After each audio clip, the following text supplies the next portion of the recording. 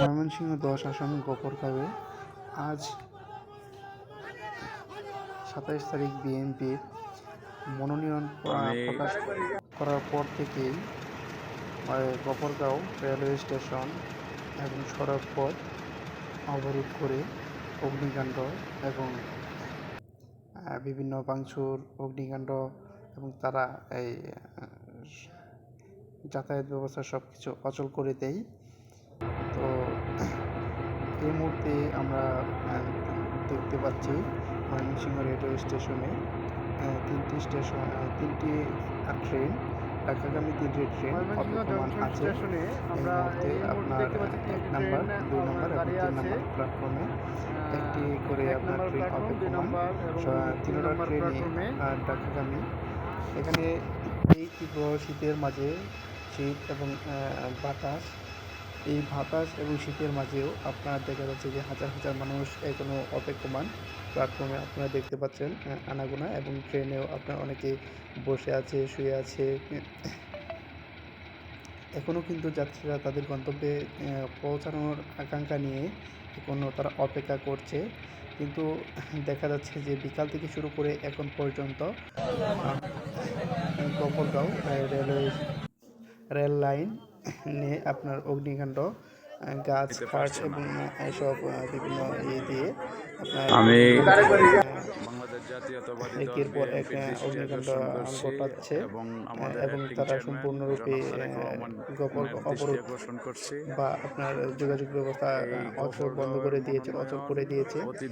এই হচ্ছে ময়মনসিংহের সিদ্ধান্ত দিয়ে আপডেট। আমরা সুষ্ঠু একটা সমাধান দেওয়ার এই রহমান পরিবারের বাহিরে গফরগাঁওয়ের ট্রেন মনোনয়ন গফরগাঁও সেটা চলাচল এখন পর্যন্ত বন্ধ আছে, রাত প্রায় 12টা। তো আপনারা যারা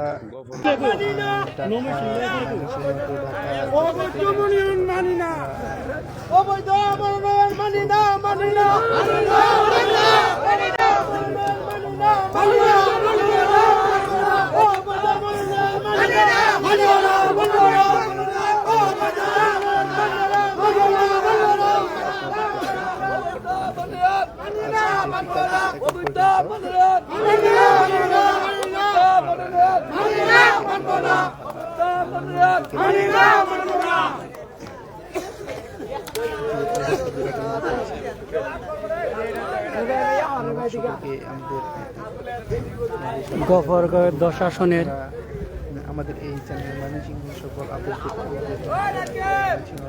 পুরো ট্যাক্স ইউটিউব চ্যানেলটি সাবস্ক্রাইব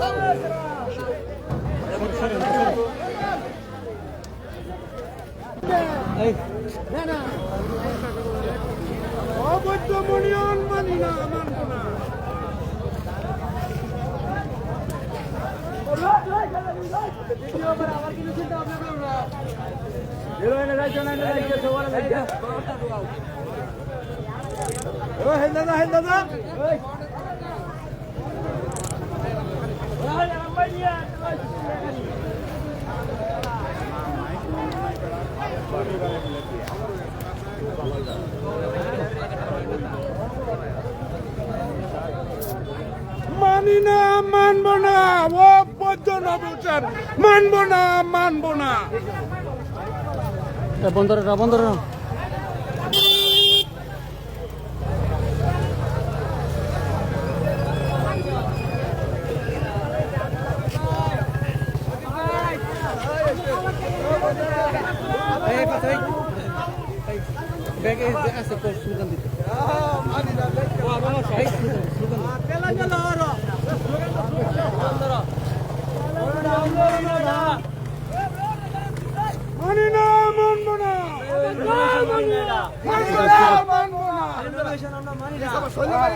মানি না, মানবো না। চলবে আগুন করে ও পর্যন্ত বসেনে, চলবে আগুন করে ও পর্যন্ত বসেনে, আগুন করে মানি না তো মানবো না, ও পর্যন্ত বসেন মানবো না।